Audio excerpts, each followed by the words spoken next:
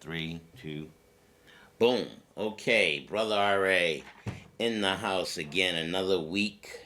Nope, not another dollar. But yes, Brother R.A., the brother with something to say each and every day. Do y'all remember what A squared plus B squared opposite the right angle, the child? Y'all remember that lesson? Oh well. Alright, let's go into Here I Am. And today I left off last week. That's what I was supposed to do. Last week I got cut off, but that's okay. Because this week we're not dealing with the SSA, Social Security Administration. We're dealing with a different aspect of governing. You know, the government. Not so much Trump, because he's got everybody trumped. But yeah, let's deal with some local city stuff. Some yeah, I had gone to this particular zoning meeting, and I think I'll just read the minutes from the zoning meeting to you on air here. And yeah, I think it's rather interesting just to see how my children, the melanin recessive inbred mutant albino, with the calcified pineal gland, deals with government business and I'll try not to be derogatory, but individuals that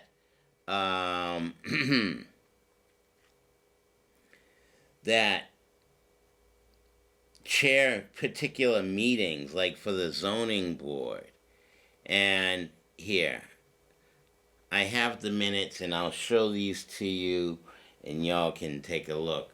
So, the Board of Zoning Appeal for the City of Cambridge. And this was, I do believe, 2 to 3 weeks ago. Well, there's a date right there, Thursday the 12th. So I attended that particular meeting at the senior center, and the chair, he was like someone on his diaper or something, the way he behaved. But let's just read through some of the dialogue dealing with some of the issues the zoning board has confronting them, and how these particular issues are handled. And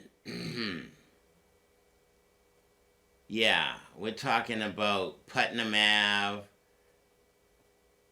This is a generator or some type of Nstar, EverSource type of thingy that they need to generate more electricity, and so on and so forth. I'm just scanning through, letting you peruse the document itself,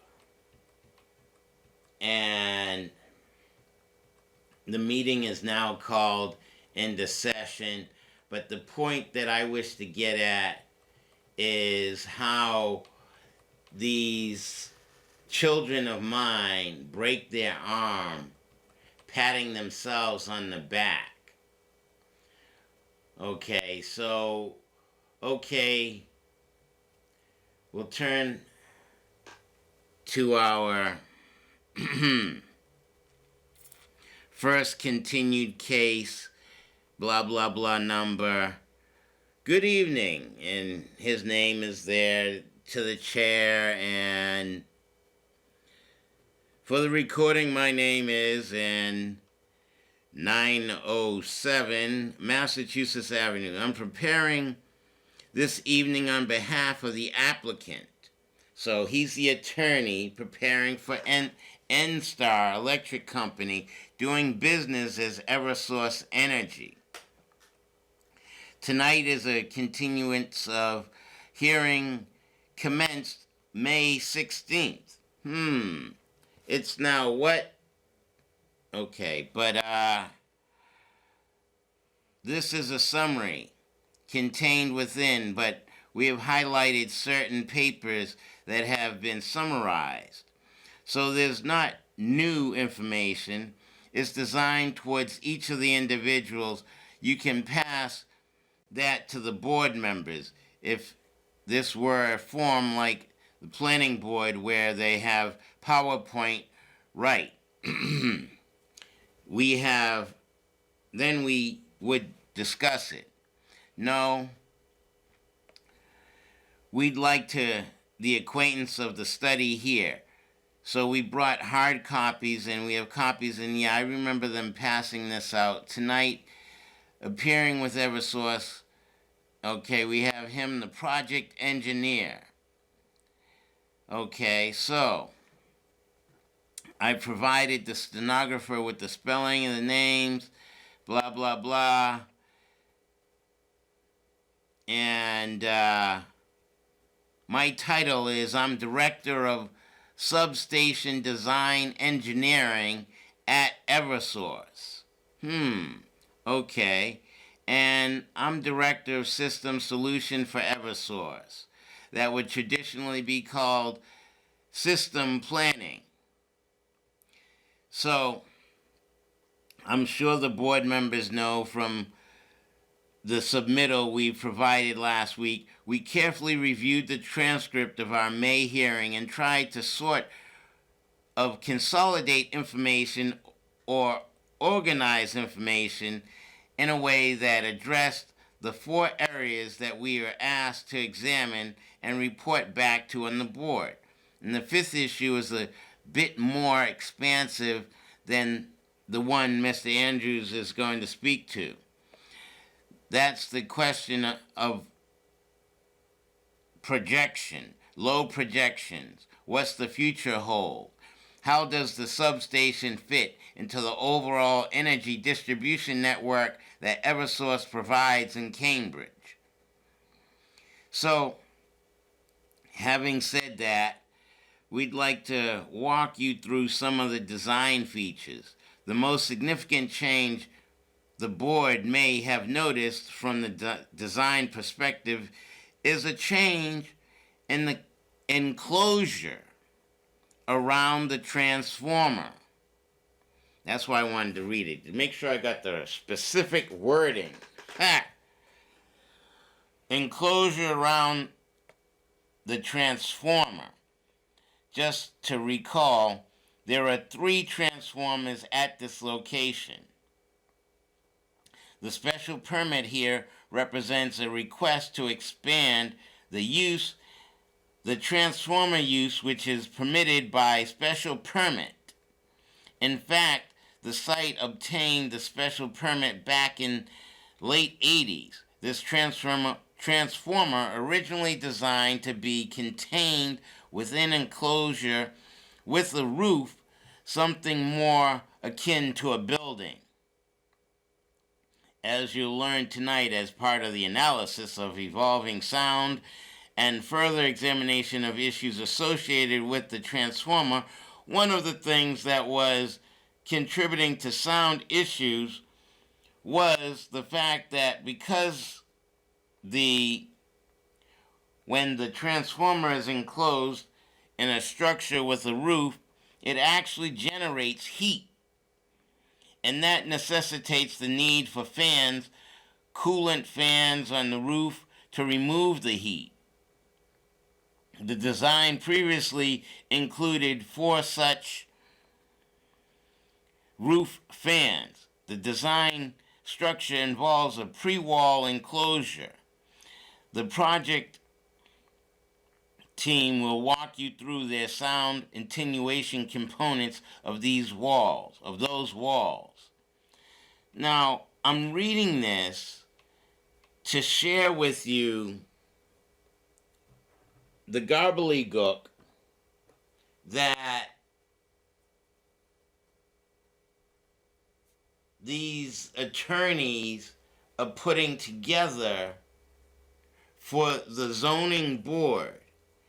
And let me just read a little bit more for you, just so you can get some more gobbledygook flavor.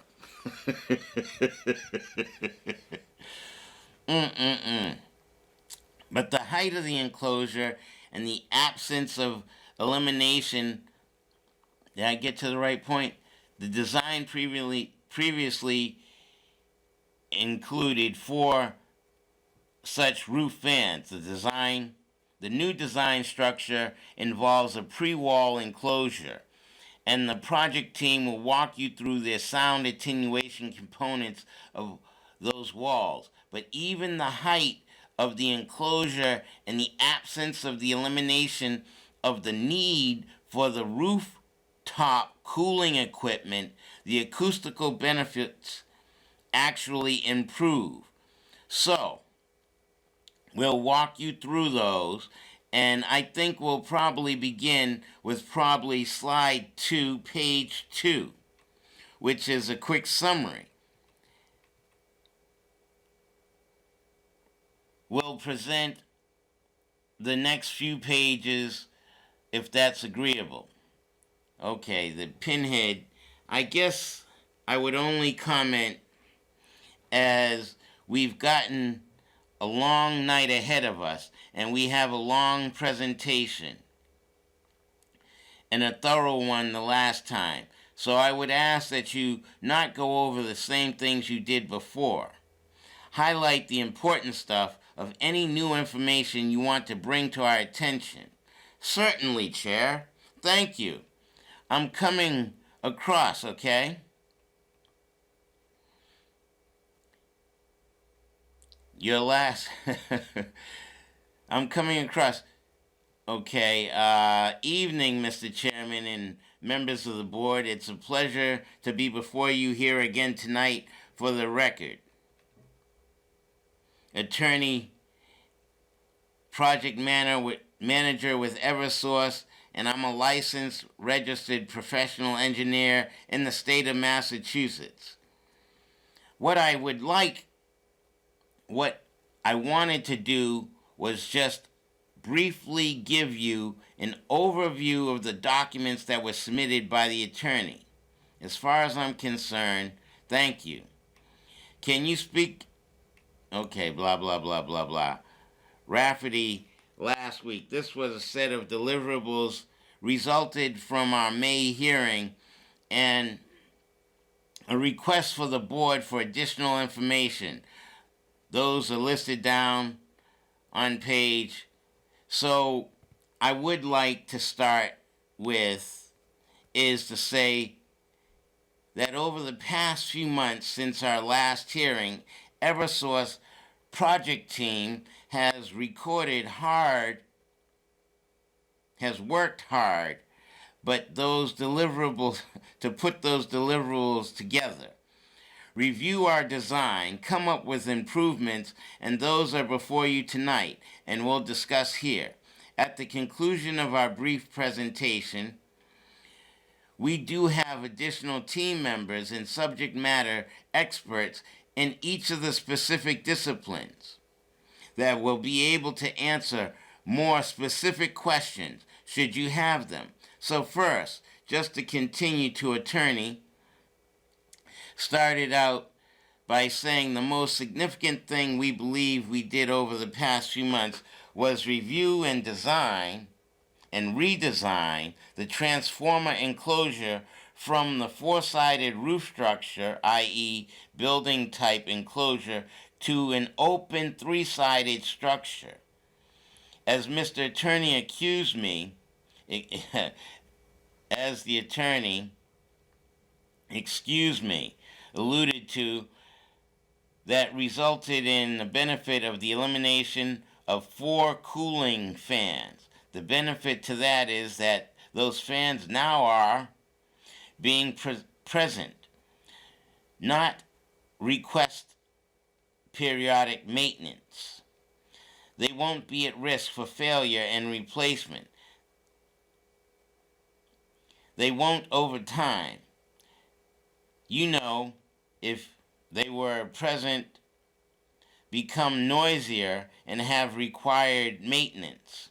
So we feel that it's superior design, and we've come up with that also meets with the earlier design, the City of Cambridge and SEP noise requirements.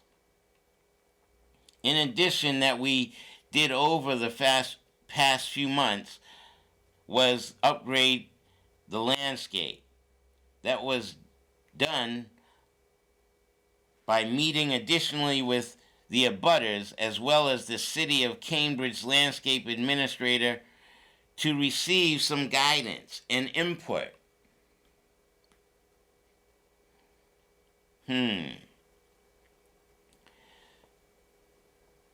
I really wish to get to the response to this, but these attorneys broke their arms talking about their titles and who they are and so on and so forth.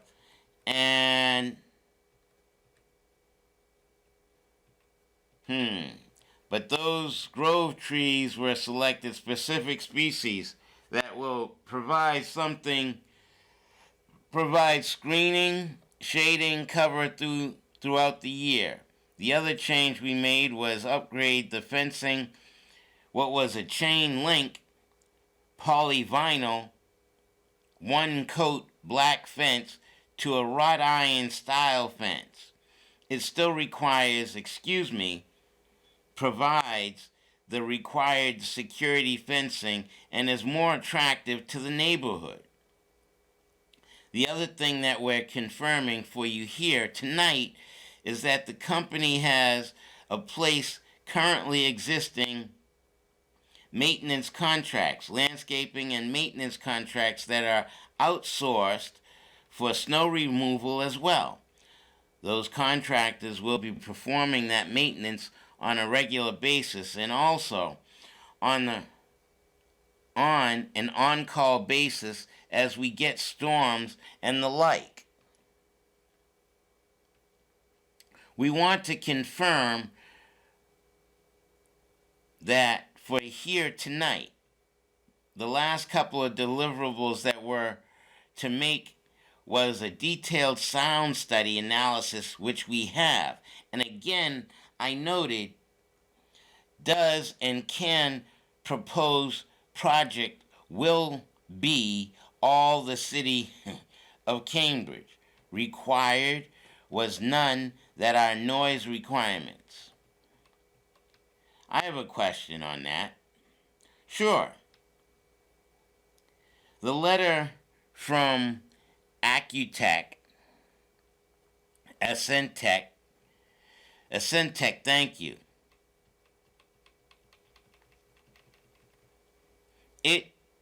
The emissions were measured over a 1 week period.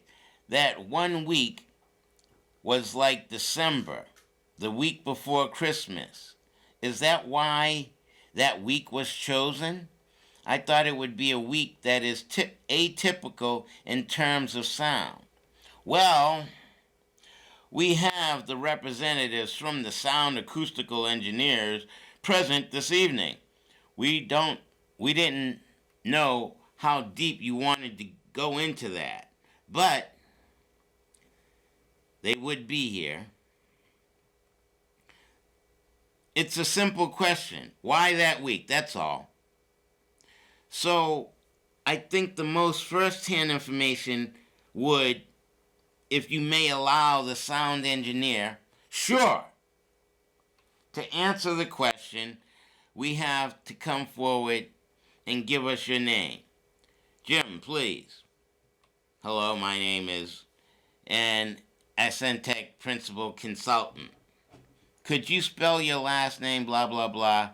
The firm was contracted and asked to initiate the study back in November.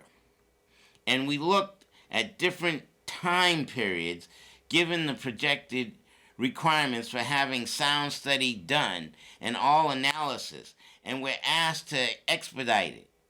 Okay, but you still haven't answered my question. So there's no problem. I actually was involved with the sound measurements. Is that week a typical week in terms of sound measurement? Why? I mean, it's an odd question. I mean, it's an odd week, that's all, in terms of the way the world works. Well, maybe so. We work 52 weeks out of the year. Yeah. I've made measurements both daytime and nighttime.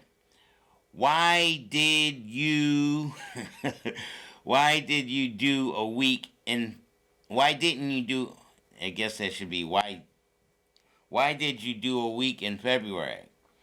Why that week? I haven't had an answer to my question. Why that week? If I may.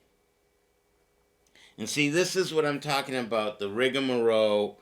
And he asked a simple question, but the attorneys are all beating around the bush. But okay, let's see if we get to an answer. Okay, if I may, Chair. Yes, I believe I understand your one question and can speak to it. The transformers, which were the sound that we were trying to characterize at the site, tend to produce a fairly constant sound output, regardless of the load on them. It's driven. The sound output of the transformer is driven mostly by the voltage that's applied to the transformer. And that stays relatively constant over the year. It operates in a very narrow band, and for sound purposes, emanating from the station the week right before Christmas is probably as typical as any you'd want to get. Okay, you answered my question. Thank you. You're welcome. Thank you. Chairman, points with the last couple of deliverables that we were required to provide. That is to confirm that we performed a due diligent analysis of alternate locations for the equipment that you have before you. Mr. Zinko will speak in a minute in a couple of following slides, and will also confirm that we did a flood, and I was going to briefly make a couple of resiliency analysis that was result of looking at the city of Cambridge and FEMA flood zone data. And we can confirm that our equipment and our evaluations of the equipment, that they will be constructed and will be above these levels, of those levels in those standards. And there is a slide for that as well. Lastly, attorney mentioned will present some information on 10-year forecast. So at this time, I'd like to turn it over to, if that's okay. Thank you. Good evening. Turning your attention to slide 3, it reiterates a lot of the points that were made on slide 2. So I won't belabor them. We've talked about this. We've talked about, we summarized what the community requests for accommodations were in a blue box. I think the most notable feature of this slide that differentiates from slide 2 is if if I could direct your attention to the before drawing in the upper left hand corner, and I realize it's a bit of an eye chart, but it shows the transformer in the original proposed location. And the most notable change here is that we've slid up one kind of right approximately 30 feet to get further away from those residents. And it also affords us the opportunity to fit some enhanced landscaping and space between the transformer enclosure and the residents. The other striking feature of this is that we have taken the four-sided enclosure with the roof, which necessitates mechanical ventilation. We're working with Ascentec and substation engineers. We're able to develop a three-sided enclosure that has allowed us to eliminate the mechanical vent fans that will be naturally convectively included in the enclosure. We won't have the sound of the vents, fans, and this also keeps the transformers, the sound within Cambridge limits, and as well as demonstrate a further side. The next two slides, slides 4, show some of the landscaping plans that it's hard for me to add anything to what has already been said. Moving to slide 5 shows some pictures, proposed visual renderings. I think the key takeaway here are that we developed this revised enclosure based on acoustical reasons. We've chosen a color palette for the electrical equipment, something that we don't normally do. And we've just tended to paint everything battleship gray. I guess because we do.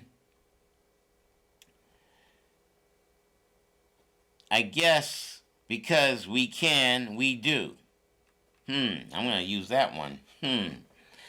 We've chosen some sand tones and more neutral palettes for this.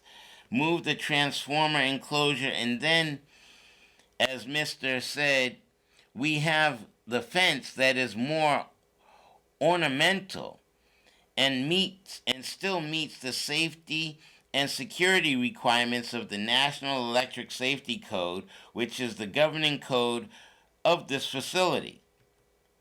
The next slide, slide 6, the first slide is sound analysis. It shows the approximate property line of the substation, and it shows the location where we took some. It shows the location of the proposed transformer, the location where we took some long-term sound measurements and short-term sound measurements across the street to kind of get an idea of the background. There's a lot. Flipping to the key takeaways. Here are the blue box. Here in the blue box. And it says, sound levels from the proposed transformer meet the applicable sound noise criteria for the city of Cambridge, rather noise ordinance both daytime and nighttime, and the Mass DEP noise level policy, not only for broadband, but the pure tone as well. Well, the transformer will contribute a maximum of 39 dBA, that's overall broadband sound, residential receptors, and is less than a nighttime criteria of 05. Form what graph to access U broadband. On page 7, it shows a graphical form and tabular I just described. directing your attention to the far left axis, you'll see the far left Y and can see it says dBA, that is the overall sound. And you can see there's an X, a diamond, a circle, a square, the gray square being the limit for the overall sound level. And you'll see 4 locations that I mentioned. The circle, the diamond, and the X are all the receptor.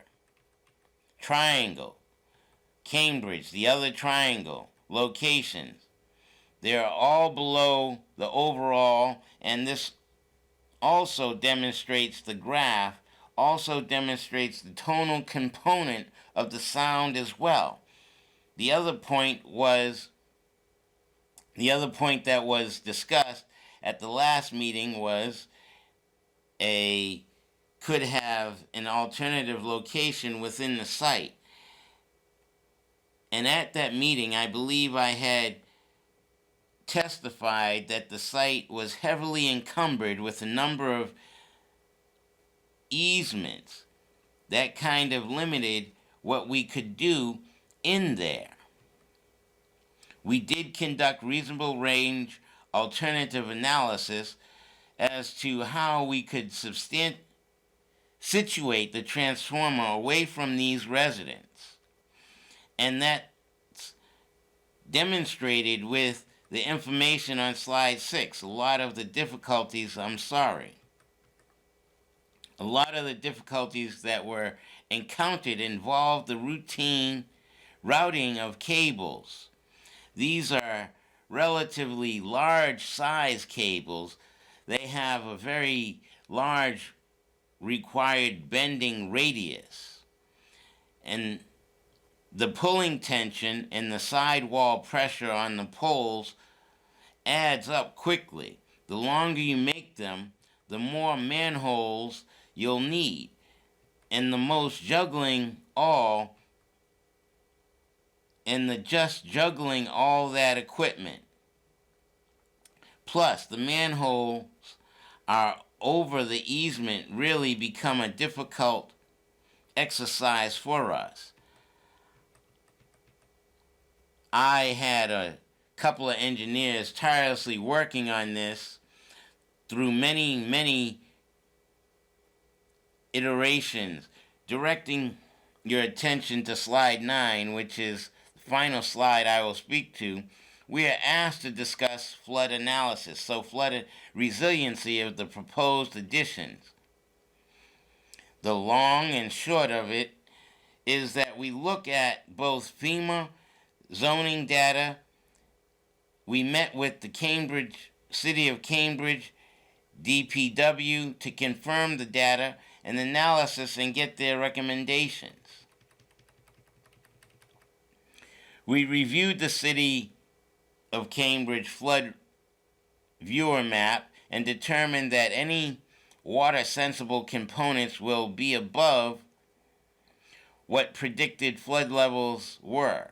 And there are some details on that in the box in the lower right hand corner on page 9. I won't go into them unless you want me to. Audience, I don't. Like I say, your request, I will try to... Oh, thank you. I've succeeded. At this point, with Commissioner and Chair, I'll turn over to Mr. Andrew for this segment of the presentation. So we're dealing with this transformer in the neighborhood. EverSource and Nstar wishing to and they're worried about the flooding because dealing with electricity, and if the water gets in the electricity, that would make the water electrify, but they go into the sound and so on and so forth. But I really wish to get to the citizens' response, because he blows all of these assholes out the water. And because he talks about, let's see, hold on, let's come back a little bit. Let me bring this in here so we get a specific location.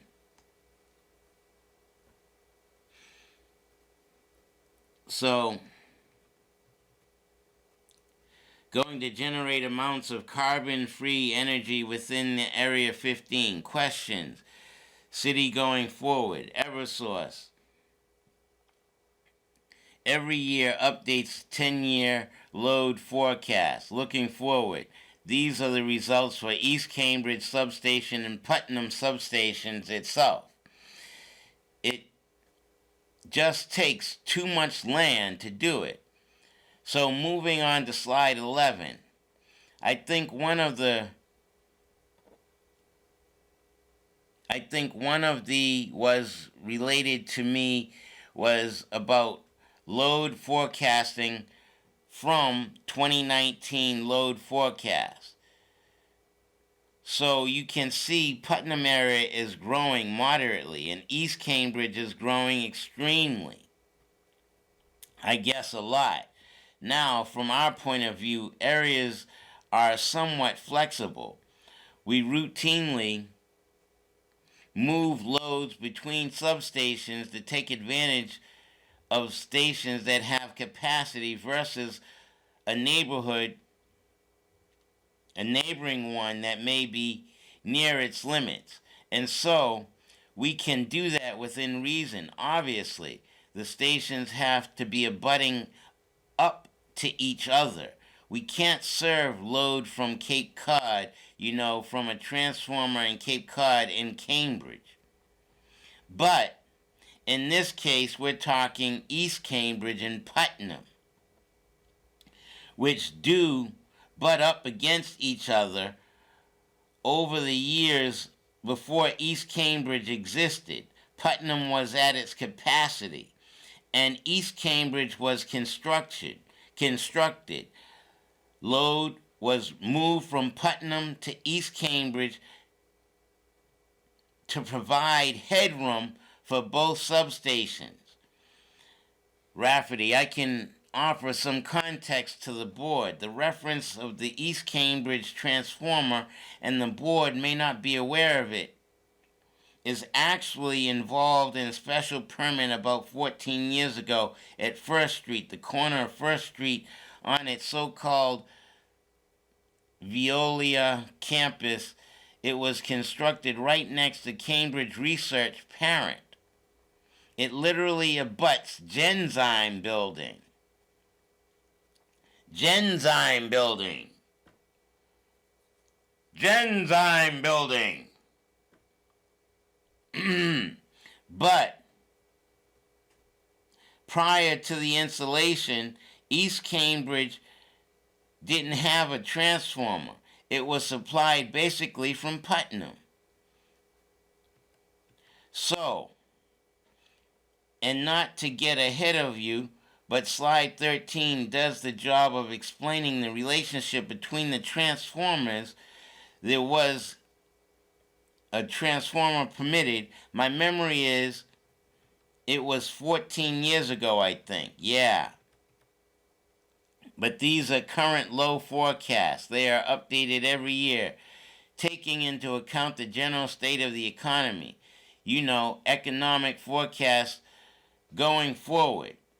And going forward, what's happening previously in the previous years, actual loads. Our knowledge of this is coming from developers coming in with applications looking for electric service.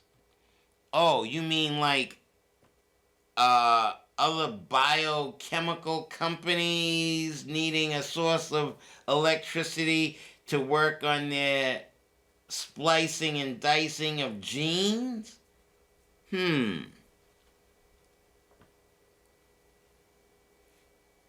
So moving into, I guess it's slide 12, part of our initial solution to challenges that Cambridge presents is the fourth transformer at Putnam. So we would install that, and then we would work to move some load off. Now let's make sure I get to where I need to be. Oh, it's continuing. Good. This is a good point for me to go ahead into. I'm looking for Dirk. Okay, here he is. Let's get into Dirk. After each one of these engineers present their nonsense about this and that and blah, blah, blah, blah, blah at the zoning board meeting, then the chair, they make the vote even at, let me read Dirk's response. And let's make sure I get right to what he...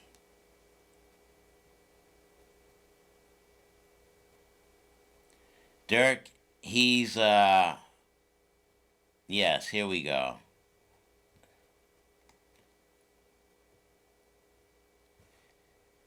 Dirk, D-I-R-K, resident, Pleasant Street Apartments, which is immediately adjacent to the proposed site. We are here.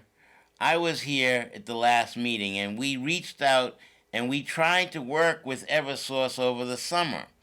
We had one meeting that, unfortunately, despite some preparations, would only focus on the landscaping. And the list that we have developed at the end of the BZA meeting wasn't really fully addressed. We had another meeting just last week. So last minute, we did receive some information. We have digested this. So I just want to go through some points and just also, in addition to what we've just presented, raise some questions or other thoughts about the entire process. One of the questions was, EverSource, as a good neighbor, I just wanted to close that loop. We have not really seen a sustained change in the cleanliness of the site. We have some neighbors who have obtained continued trash photos of the site. I will submit this to the board. I want to start with the last point, the overall plan for energy for Cambridge, because it seems that from going through the different meetings, city council here, and looking at different materials that presented, that there's a certain picking and choosing on the site of EverSource was really presented. So I just wanted to go through the numbers. I just want to go there, the numbers, as I have been able to deduct them. We've been able to deduct them from the material that EverSource has provided. So the current power availability in Cambridge through the 3 substations plus the 4th smaller one is at least 450 megawatts ampere. I'm not sure how to pronounce that one. You sound it out.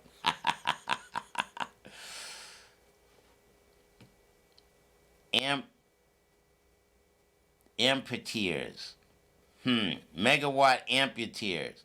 And according to EverSource information, 64% or 280 megawatt amperes is lost due to cable contingencies. So they never reach the customer. So that's more than half of what is here, or what is there. The overall long-term plan for Cambridge Energy is this new station that's supposed to be at Fulkerson, but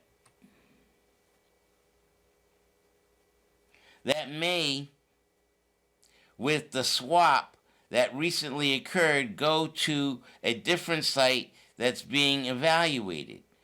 That's going to have at least 6 transformers. So that will provide 6 times 60, I think, megawatt amperes. So in excess of 300 megawatt amperes. This is really a long-term future, and that supposedly is coming available in 2024. So we're looking at the period from now until 2024, how to cover the demand. The projected increase at Kendall Square has about Provide or other sites, but it is noteworthy that just reducing the inefficiency of the current cables by 20 cents would about 50 megawatt amperes, the Putnam Station 10 megawatt reserves at the time. We don't know how much North Cambridge would create the same amount of megawatt amperes that are required in North Cambridge. EverSource has presented at the city council, has presented at the council meeting that should the Putnam substation not be ready in time or not be built at all, the generators would have to be used. Those generators would be at the site of power use in East Cambridge. So where the construction currently takes place, and so that there are ready when peak demand exceeds what the East Cambridge power station can deliver. From a policy perspective, facing the possibility of having these generators there for 2 or 3 years until a larger substation is built, that obviously is a nuisance to the residents, to the businesses, to everyone. But that's also a reminder to everyone that the stakeholders, developers, citizens, and energy conservation is an important issue. So it would actually, I think, create very lively and continued debate that is very healthy to address and the energy needs of Cambridge. So I know that. Constantine, the chair, it's not relevant. I understand. Well, I mean, if the threat is that we're going to face brownouts in Cambridge, right? I think it's relevant because it affects everyone. Constantine, the butthead. It's relevant to the city of Cambridge. I'm not sure it's relevant to the zoning decision we have to make tonight. Dirk. What I want to point out, though, is the building substation enhancement at Putnam is in way a transient solution until the larger power substation comes online. However, it's not going to be taken away, as you just heard. It's going to be permanent. Constantine. Right. Dirk. So that nuisance is going to be there for the next 60 years until the flood. And the generators would only be transient. You know? So I just wanted to make you aware that we as residents have this as a permanent nuisance the residents in East Cambridge and businesses will have a transient nuisance. I don't know about the technicalities of being able to reduce the lost number of power in the current system of 20%. Efficiency can be achieved. The engineers of EverSource will have to comment on that. But that would basically be an alternative to get the power. At the information meetings we had, noise was obviously covered. And I'll come to that, as well as the electromagnetic field. We haven't heard anything of the presentation here. It was an issue the last time that there was health concerns for the residents, especially with children, and in the Pleasant Street condominium, as there were recent publications having associated with the proximity to these electromagnetic fields. At this meeting last week, we were told an expert would be here today, but we haven't heard anything. So I'm not sure if that was something that was still planned, but there's continued concern about the effect of energy, which the electromagnetic field on biological processes, if it's cancer, it's fertility, if it's something else. Can I stop you at that point? Yup.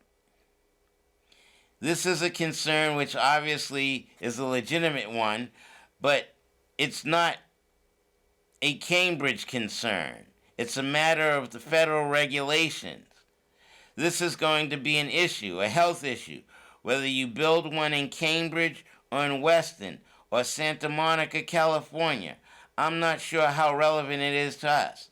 I agree with you that currently science does not give rational support for decisions, but it is a concern for the residents. Oh, I understand that. As more research is being done with regard to noise, as you wondered why somebody would measure in winter. As we heard, it's true that the transformer has the same noise in the winter and the summer load. That is not the same as the fan noise, which due the increased heat is much louder in the summer. So we would like to have seen the data from summer measurements, because we live there, noticed noise from the substation much more in the summer than the fan noise in particular. So, I don't know if the experts can comment, if in general at all, to the sound of substation fans.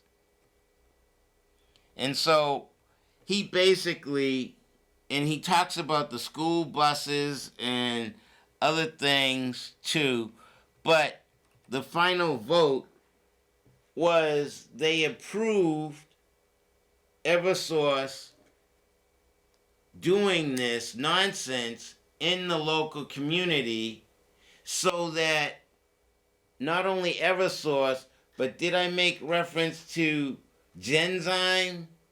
And so is Genzyme and the city in bed together with all the other biotechnical firms and EverSource and Nstar, and so to give enough electricity for the biogenetic engineering, which they're trying to make a gene to make niggas more non-violent, they're having the power to create these substations or these electrical. I mean, so for me as Brother R.A., this is a significant issue dealing with the commissioner. Because the idiot that runs the zoning board meeting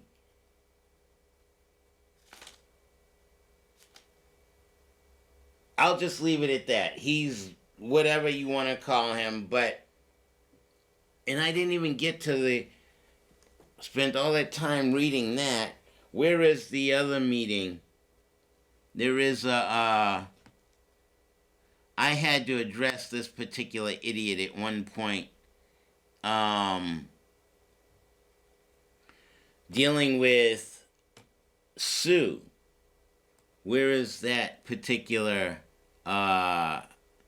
so we got the zoning board and Rafferty, and so now let's see if we can get beyond him and how he dealt with Sue.